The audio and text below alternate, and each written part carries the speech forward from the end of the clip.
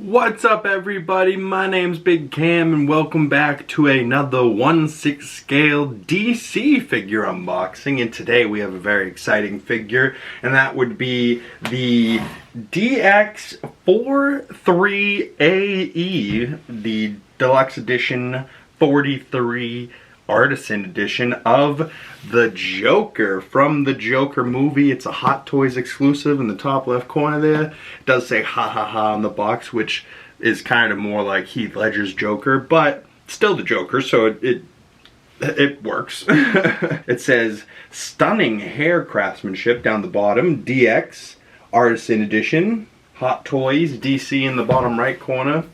Says DC on the top and the side. The Joker 1/6 scale collectible figure artisan edition DX43 AE. A little bit of picture of the Joker on the back of the box there. Legal information, some store locations.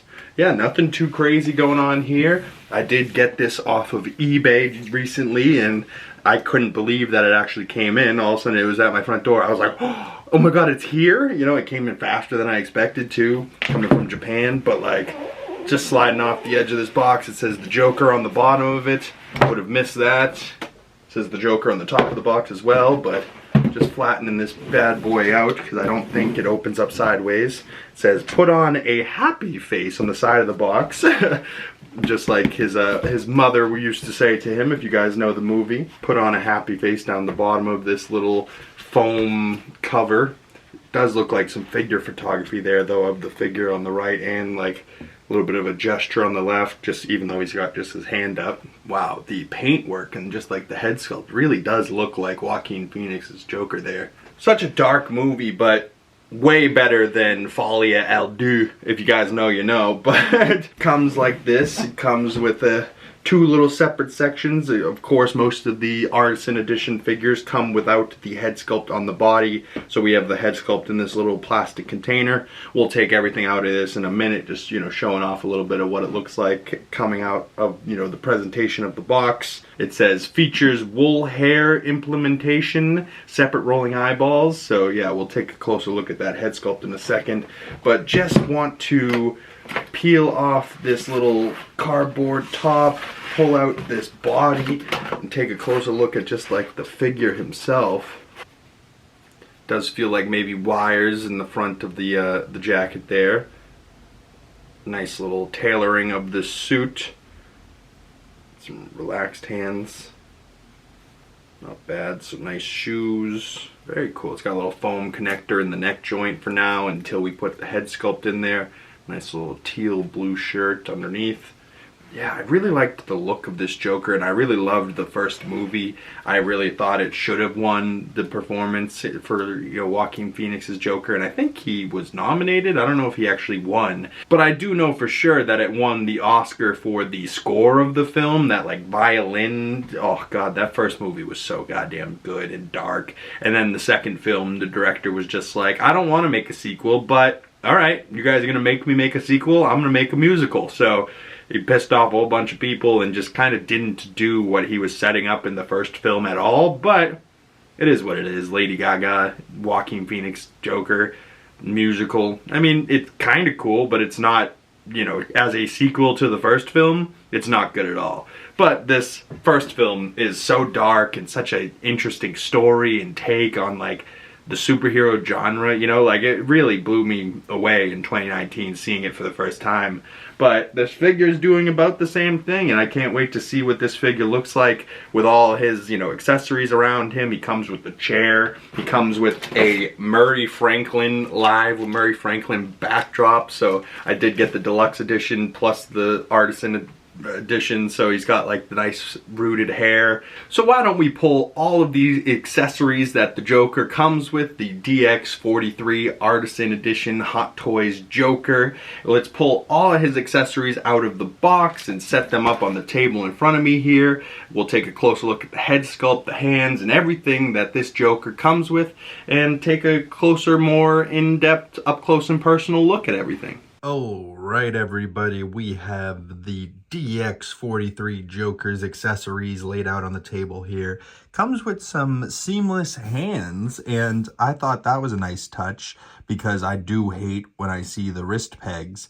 But if you have to undo the cuff on the jacket, roll up the sleeves every time just to put in one of these hands, I haven't attempted it yet. Maybe it will be easier than I'm thinking, but you know, the detail on the arm hair and just like the detail on the hands is pretty damn good. That could be used as like a cigarette holding hand, but also like a finger gun hand. Same thing for the left side. You have the same type of thing. This one, no split. So maybe this is just a finger gun point in hand. No ability to be able to hold the cigarette, you know, because those are fused together. You can see some fully splayed out open hands on for either side. You have these pointing hands, but could also be maybe holding the gun and like not with the finger on the trigger or just holding something. Same thing for this other side, but this one you could be actually holding the trigger like he's about to shoot Murray Franklin from the movie. If you know, you know. That vein work on the underside of the wrist looks pretty crazy. And then the same kind of hands here where like these are definitely finger on the trigger hands, or how I have it with the little burned cigarette, 1/6 scale cigarette on there. But you can see that hand there, I have the cigarette in, and that's probably the hand I'll end up using for the cigarette. It looks like a natural cigarette gesture. This could also be, you know, you can see the gap right there in the hands, definitely able to, you know, wedge those open and stuck the cigarette in there. That kind of feels like a natural cigarette smoker's pose as well. So I'm gonna have some fun playing around with the cigarette and different gestures there, but he comes with a couple of other accessories. He comes with his little notebook here. It doesn't fold apart or open, you know, it just comes like he's folded it together, like he's just holding it aggressively. But would have been cooler if it was like just the actual joke book and you opened it up and it had all the horrific writings of the Joker in there, like some of the other 1/6 scale books and figures come with, but not a bad accessory, I guess. He also comes with the clown mask from the movie, and probably not something I'm going to leave on him, but I'll probably try that out at least once with the little string strap around the back there. And then he comes with a revolver, and the revolver does have it so you can, you know, slide out the revolving cartridge or whatever, and you can see the bullet detail in the back of the gun there. Thing doesn't spin, but it does open, which is a nice touch. I've said in previous videos, I always wish that the, you know, revolvers had the little thing that opened and spun. Having the thing to be able to open, pretty cool, but I'm not sure why you would ever want it like that, you know, especially if you can't spin it, or if it doesn't have any bullets for him to hold to be able to like reload it. I mean, I guess you can pretend, but I'm probably just going to leave mine like this, and, you know, it doesn't have the little cock back. That's probably a little detail that could have had, little, you know, forward and back right there. It is what it is, though. Not a bad little revolver, snub nose gun. And you can see the figure there, headless, because the head is in this little container over here. We'll look at that in a second. But this display base is very interesting. It has the Joker on front. It's a diamond base, but because the Joker isn't on that edge there, this part can be the front, and you can have a flat edge up against the side with the little chair, 1/6 scale chair. Has a little peg. You can take that peg out if you just want to have this anywhere in the collection, but that peg slots in right there. The Live with Murray Franklin is like a little cardboard piece that slots into the base and then slots into the top there. This applause and those two lights lights up with a little USB-C connection. I'll show that at some point. And this curtain comes together, and you just kind of slide it on that little rod there. That rod comes out. This part comes up a little bit so it can spin. You put the curtains on, then you put it back, push it back down, you know, and then it looks like it's secure in there, not going to fall off or anything. But it comes with the little movers for the movable rolling eyeballs.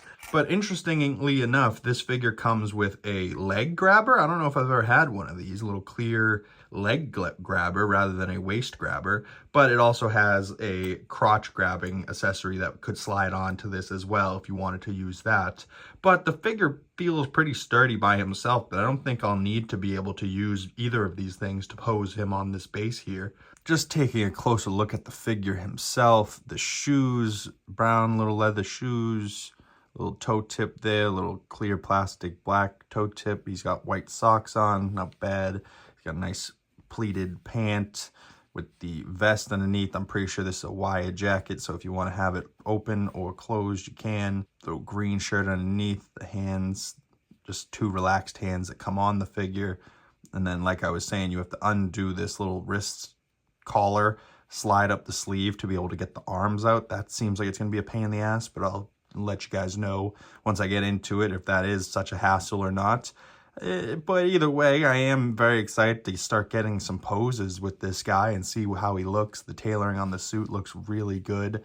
And just the actual, you know, size of the figure feels pretty good. He feels pretty small, but I don't know if Joaquin Phoenix is like the biggest guy or the biggest Joker, you know what I mean?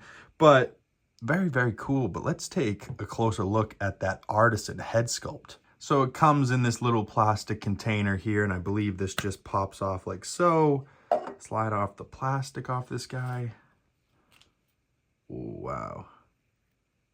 It does almost feel like sculpted hair, how stiff it is, but I'm sure you could loosen that up and really get it flowing the way you want it to. Wow.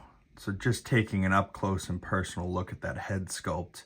The hair looks unbelievable, but the makeup looks unreal. I mean, I think the eyes are a little misaligned as it comes out of the box. I'll have to maybe play with that a little bit. But yeah, I don't know, it feels pretty good, but that makeup, oh, that iconic makeup. I mean, he's not happy, but he has that smiling face, the blue triangles, the little drip of blue on the left side there, the red eyebrows. So look how much higher the clown makeup eyebrows are than his normal eyebrow. The red nose, oh God. The skin textured green hair around the hairline. Wow. Wow. That's a great looking head sculpt. The hair looks great. Oh, it says Hot Toys on the back of the neck. How about that? A copyright Hot Toys on the back of the neck. He's got a little branded tattoo on the back of the neck. That should be hidden just fine by the collar of the jacket, but wow, that head sculpt looks unbelievable. Now, why don't we toss this on the figure and see what that looks like? Wow, so moving the eyeballs underneath that artisan hair on this figure was terrifying. Oh my goodness, I feel like I already messed up the hair. You can see gaps in there, so much more. So now I'm gonna have to like play with the posing of it to try and get it to sit better. I think it still looks okay, but just removing that little panel on the back of the head to move the eyes, wow, was that not ever something I want to do again for this figure? So if you're wondering why in the posing segment he has the same eyes, it's because I'm not moving them. I tried to move them once. I don't even know if I did it a good job, but good enough for me, you know. It does feel like this eye too is squinting a little bit more than this eye, so it looks a little weird in person. But like, sure, side eye probably would look great on this figure, but I am not going to mess with it and screw up that hair in the back anymore. And if you get this figure, by all means, do that all you would like. But for now, you know, fresh out the box, I'm not messing with that hair. And maybe a year from now, maybe I won't care if the hair's messed up. You know, maybe frizziness or just humidity, it will frizz up by itself and ruin itself. You know, who knows? You know, I'm not going to mess around with it right out of the box, but maybe in a while from now I won't care and I'll be playing with the eye positions in this figure. Because imagine he was looking at you like that right now, like this figure would probably feel so alive. But the function of moving that hair back there just terrified me so much that I don't want to do it anymore. But on the figure himself, it looks pretty damn good. You know, I think it looks great, you know, articulation wise. Still pretty good. You know, he can go back to a certain point, go forward. Oh, popped off the neck connector there. Feels like a very weak. Oh, there we go. Wow, okay. So maybe I wasn't sitting all the way in. Okay, so I think I didn't have it all the way sitting down flush on the neck connector, but when I did that, it pushed the hair in the back really bunched up into the coat. So, you know, trying to play with that a little bit more. I think it still looks okay. But, you know, articulation wise, back to there, forward. Oh, Jesus. So you want to be careful with that neck connector in there. You don't want to mess with it too much or snap it off right off into the figure's neck. Oh, okay. All right, stop messing with the head. But left, right. I'm sure there's more head articulation, but I don't want to break this figure.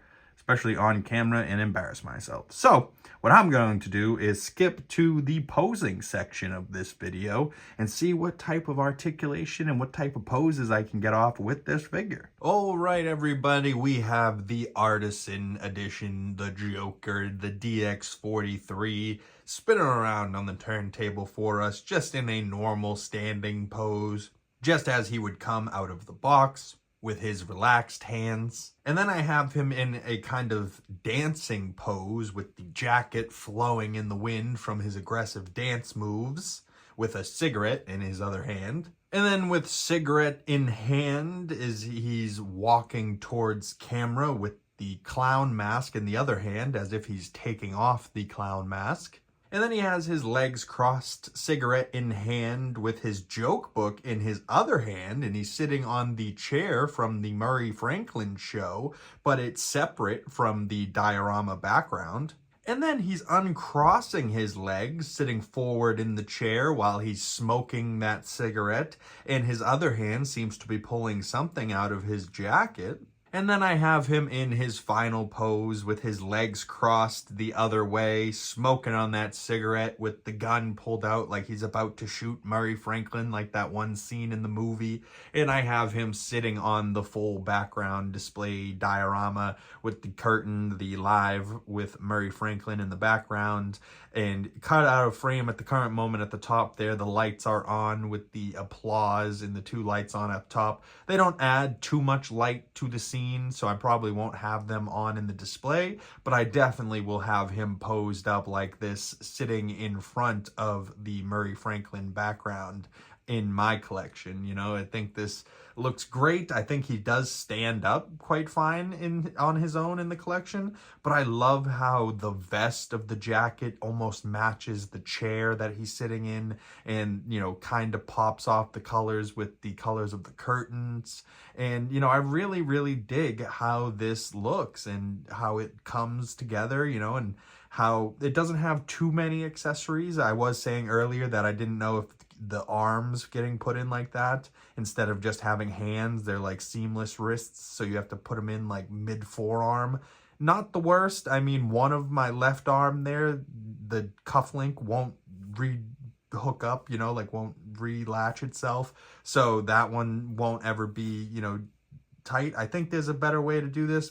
Not the worst though. I thought it was going to be much more of a hassle. Just undo the cuff on the jacket, almost pull the forearm out. It feels like you got to use a little too much pressure or force, but it ends up working out. And then you just do the same thing, push it back in, make sure the jacket and the shirt isn't getting caught in between the arm, you know, sitting flush with itself inside the jacket, you know. So just take your time and it should work out for you. But this Joker here is not my only Joker in my collection, so why not toss this Joker next to the other Jokers from my collection and do a little bit of a figure comparison amongst my Jokers. All right, we have Jack Nicholson's Joker from 1989's Batman here on the display base, and kind of sharing space here. And you could see how if you had other the Joker figures, maybe from a third-party company, then you could probably fit one or two more on the base with him here. Just how Jack Napier is standing there, and I love how I have him with his ginormous revolver getting pulled out of his pants. Just how Arthur Fleck here has his revolver, but it's a nice short snub nose, and Jack Napier has does it a little differently. You know, the classic purple jacket with the ginormous gun instead of just a normal one, and he's got the much more traditional Joker aspect. But I believe this is the oldest Joker. Well, not Adam West Joker, he's probably the oldest one. What is that, Cesar Romano or something like that? Romero, something like that. But as far as like what I've seen, this was my first Joker I ever saw, and the latest Joker I've ever seen. I don't know if we've got, well, actually, no, that's a lie again, because in the Batman 2022, we saw Barry Keoghan's the Joker for a brief moment, but he's not necessarily, you know, a full-fledged Joker just yet, like these guys were. I mean, Arthur Fleck here, is he even really a Joker? I mean, he does call himself the Joker, but he doesn't go up against a Batman, so is he really the Joker? Arguably. He does look great though, in that artisan hair looks phenomenal. That's only my second artisan figure ever. So why not real quick, let's toss the other artisan figure in my collection on here and see what two artisan figures look like side by side. Just getting a little more up close and personal with these two figures. You can see the rooted hair on both of these guys, and oh god, that Timothée Chalamet head sculpt. They both have this, you know, lack of expression to the face, but their stoicness with the rooted hair looks so real that when you know, it's kind of almost hard to get it to come across on camera, but sitting here in person, it looks like Joaquin Phoenix's Joker and Timothée Chalamet's Paul Atreides are standing on the table in a little miniature 1/6 form sitting in front of me right now. Like, it's crazy. You know, and it's gonna make me dive further and further into the artisan head sculpts. Although they do scare me to move the eyes and mess with the hair, they do look really, really good. You know, most of the sculpted hair sculpts I have do look fine. You know, you look at them and you're like, yeah, that looks really legit, until you put one of these artisan head sculpts next to them, and then you're like, nah, that artisan looks unbelievable. It really does. And that Paul Atreides, for me, is maybe my favorite figure in the collection at the current moment. That's an in-art Paul Atreides, but I'm pretty recency biased, and between the two figures coming out this weekend, both of them have really great display bases and backgrounds that go behind them, little diorama display bases, and the figures themselves look absolutely immaculate. And I'm not the biggest fan of Joaquin Phoenix's Joker Folie à Deux. That one really sucks, but the first Joker film is amazing film and really unbelievable. And I wish they did a more proper sequel for him rather than doing him dirty the way that he did, you know.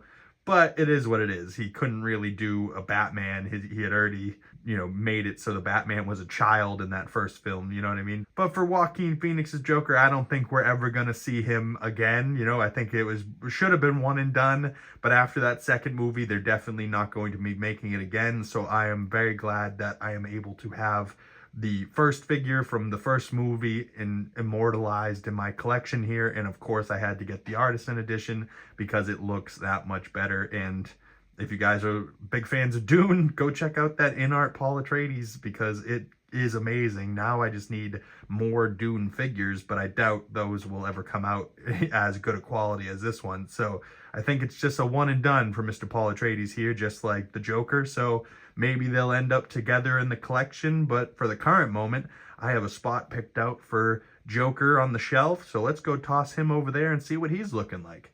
You can see the little USB cord going into the back there that does light up, and it's causing enough of a lens flare on the camera now that it is pretty damn bright, but you can see from a distance it doesn't illuminate the figures too much, especially when I step in front of the light from back there. You know, it does cast a little bit of light. Like if this room was pitch dark, it would cast a little bit of light over here, but it's not the best of lights, you know, to light up the figure. So I probably will not keep my cord plugged in at all times, but I just want to rep my final Joker next to this guy. I wish I had him fully suited in his like standing up purple jacket look and everything like that and have them next to each other like this. But it is funny that both of my DX Jokers come with bases that like come with chairs. So he's in his like interrogation pose, and you can just see, if you guys wanted to see what Heath Ledger's Joker and, you know, Arthur Fleck look like next to each other, that's actually not a bad display option either. You know, having those two next to each other, both sitting there, one's cuffed up laughing, the other smoking a cigarette, shooting a gun, you know, like pretty cool side by side. But I'm thinking this is probably not going to be the option for me. So this will go back up here with his Batman, the DX19 Batman. And this shelf has now changed. So these guys are now up top above Spider-Man. And my Avengers got, oh boy, that could have been bad. The extension cord just unplugged, and that almost just completely wiped out the whole thing. And it almost got caught on camera. So beware of your cable management. Make sure you're not just leaving an extension cord here. That could have been really bad. Luckily it wasn't, but now the light up effects are off, and that's how that's going to be looking for the time being. But my Avengers are now slid down here, and I will be adding a Doctor Doom to this collection tomorrow. So make sure you guys stay tuned for that figure unboxing coming out Sunday. But that's it, y'all, for me on the DX43 Artisan Edition Joker. I think he looks really damn good, and the background looks really good, and that's going to be a nice little display option for me here next to Iron Man, in front of Superman and Darth Vader. Couldn't really put him a whole lot else of places because this background display base is so tall, but I think it looks really good right there. And I have some options to put some people next to him, and I have room for that, so maybe some expansion in the future if I needed to. But for now, I love the way that this guy is sitting here smoking a cigarette, shooting me, and I just think he looks really classy in the background. So that's where he's going to stay for the time being. And make sure you guys stay tuned for tomorrow's unboxing if you guys are interested in Doctor Doom. That's a little sneak peek for you. But as far as the rest of the collection, keeps on going and growing, and a couple of figures that I added that I didn't do unboxings for, that Infinity War Bucky, Age of Ultron Hawkeye. But go check out the Penguin unboxing, the DX08 unboxing, the 2.0 Batman, Batflex Batman, the InArt Batman, the DX29 or 31 Black Adam. If you guys watch that video, you know. But yeah, some sick Batman Forever figures. You know, I got a lot in this collection, and the collection keeps going and growing. So stay tuned for more coming in the next coming weeks. And if you guys don't want to miss future Hot Toys unboxings, make sure you hit that bell so you get the notifications when those come out. Once again, my name is Big Cam. Thank you guys for coming along this way. And if you made it this far into the video and you would like to follow my other social medias, links for those down in the description below. Once again, my name is Big Cam. Thank you guys so much. If you've made it this far into the video and you would like to support the channel, the best way to do that is liking this video, commenting down in the comment section below, subscribing if you haven't already, and I will see you beautiful people in the next video. Peace.